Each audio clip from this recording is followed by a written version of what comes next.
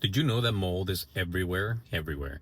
You can't really run away from it. It's even in hospital rooms, and we breathe it in all the time. We're in constant contact with it. We sometimes get calls from clients asking us to test the air to make sure that it's mold free. Well, we say we can't do that. There's always going to be something that's going to show up on the sample analysis. So whenever we're doing our analysis for or assessment for mold, what we're checking for is basically the types and concentrations of molds that we're finding indoors. So the mold assessment is typically a comparative analysis of background or reference samples, including outdoor samples, with the samples that are from the interior.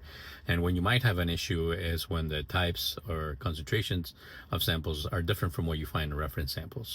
So for example, you might find a reference sample that has say cladosporium building at 350 spores per meter cubed, but inside it's at 2000 spores per meter cubed. Then there might be a concern.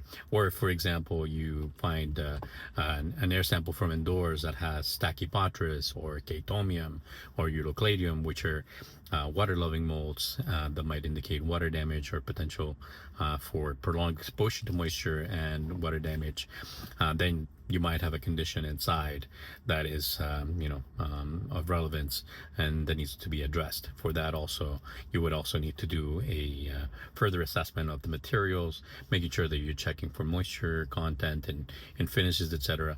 Turns into a bit of an investigation, but basically whenever we're doing a basic assessment for mold, it is a comparative analysis of what we see outside versus inside.